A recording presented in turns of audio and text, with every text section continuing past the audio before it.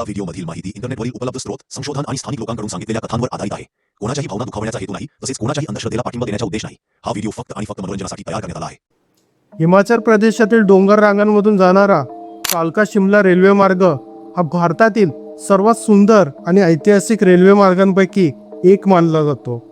या मार्गावर 100 पेक्षा जास्त टनेल्स आहे आणि प्रत्येक टनेलची स्वतःची वेगळी स्टोरी आहे. पण त्यापैकी एक टनेल असा आहे ज्याबद्दल आजही प्रवासी, रेल्वे कर्मचारी आणि स्थानिक लोक घडत असलेल्या पॅरानॉर्मल गोष्टींचा दावा करतात. हा टनेल म्हणजे फेमस टनेल नंबर 33. का हा टनेल हॉन्टेड आहे जाणून घेऊ आजच्या व्हिडिओमध्ये. त्याआधी चॅनलवर नवीन असाल तर आत्ताच चॅनलला सबस्क्राईब करून घ्या, कारण असेच हॉरर, मिस्टिरियस आणि इन्फॉर्मेटिव्ह व्हिडिओ मी नेहमी घेऊन येत असतो. शिमलाच्या दिशेने प्रवास करताना हिरव्या जंगलाने वेढलेल्या डोंगरांमध्ये अचानक हा टनल समोर येतो. दिवसाच्या उजेडात सुद्धा या टनेलच्या तोंडाशी उभं राहिल्यावर एक विचित्र शांतता जाणवते.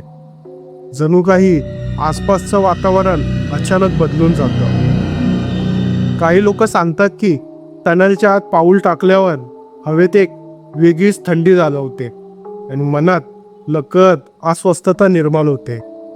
या टनलची कथा ब्रिटिश काळात सुरू होते. त्या काळात भारतात रेल्वे मार्ग मोठ्या वेगाने बांधले जात होते आणि डोंगराळ भागात रेल्वे नेणे हे ब्रिटिशांसाठी मोठं चॅलेंज होतं. कालका ते शिमला हा रेल्वे मार्ग तयार करण्याची जबाबदारी ब्रिटिश इंजिनियर कर्नल बारोक यांच्यावर होती. ते अत्यंत हुशार आणि अनुभवी इंजिनियर मानले जात होते. डोंगरांच्या मधून रेल्वे नेण्यासाठी अनेक टनल्स खोदावे लागणार होते आणि त्यांपैकी एक महत्त्वाचा टनल म्हणजे टनल नंबर 33. काम वेगाने पूर्ण करण्यासाठी कर्नल बारोक यांनी एक वेगळी पद्धत वापरण्याचा निर्णय घेतला.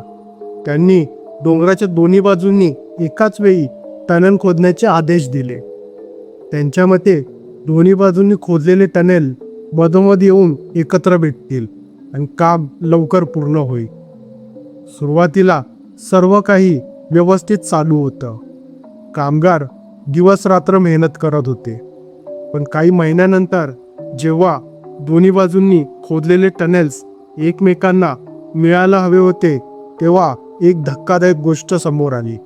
मोजमापातील एका छोट्याशा चुकीमुळे दोन्ही टनेल्स एकमेकांना भेटलेच नाही. त्या काळात ही चूक मोठी मानली जात होती. ब्रिटिश सरकारसाठी हा अपमानास्पद प्रकार होता. कर्नल बारोक यांच्यावर मोठा दंड लागू केला गेला आणि त्यांची खूप खिल्ली उडवली गेली. हा अपमान त्यांना सहन झाला नाही. स्थानिक लोक सांगतात की काही दिवसांनी ते एकटेच त्या डोंगरांमध्ये फिरायला लागले, जिथे आज टनेल नंबर 33 आहे. त्या परिसरात त्यांनी आपल्या बंदुकीने स्वतःवर गोळी झाडून आत्महत्या केली.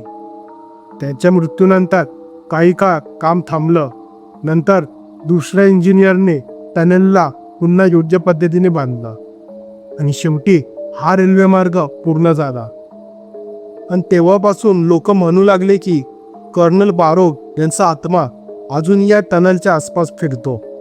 काही रेल्वे कर्मचाऱ्यांनी सांगितलं आहे की रात्री उशिरा टनलच्या आतून पावलांचे आवाज ऐकू येतात, जणू कोणी हळूहळू चालत आहे. काहींनी असा दावा केला आहे की त्यांनी टनलच्या शेवटी उभा असलेला एक इंग्रज माणूस पाहिला, पण काही क्षणातच तो अचानक गायब झाला. एक जुना रेल्वे गार्ड सांगतो की एकदा तो रात्री तपासणी करत असताना त्याला टनलच्या आत दूरवर एक आकृती दिसली.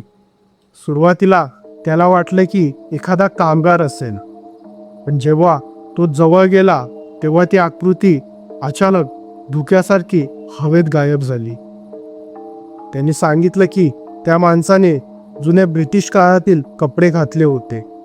काही ट्रेन ड्रायव्हर्स सांगतात की जेव्हा ट्रेन या टनेलमधून जाते तेव्हा कधीकधी इंजिनच्या केबिनमध्ये अचानक थंड वारा येतो. काही प्रवासी सांगतात की टनेलच्या आत जात असताना त्यांना असं वाटतं की कोणीतरी त्यांच्याकडे बघत आहे.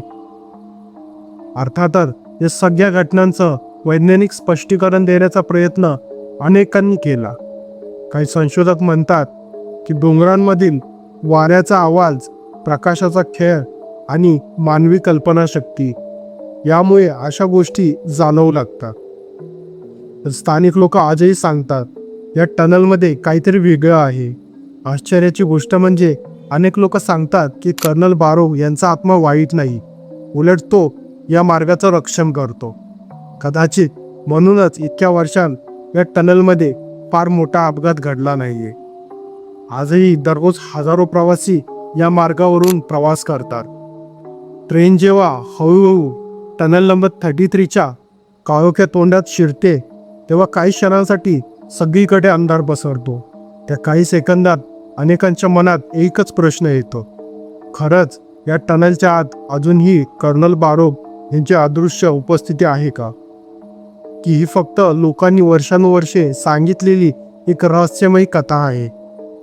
उत्तर कदाचित कुणालाही ठाऊक नाही, पण एवढं नक्की आहे की टनेल नंबर 33ची ही कथा आजही प्रवाशांच्या मनात क्युरियोसिटी आणि हलकीशी भीती निर्माण करते.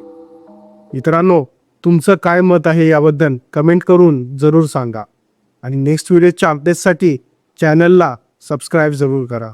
मी शैलेश, भेटतो तुम्हाला नेक्स्ट व्हिडिओमध्ये एका नवीन विषयासोबत. आतासाठी नमस्कार.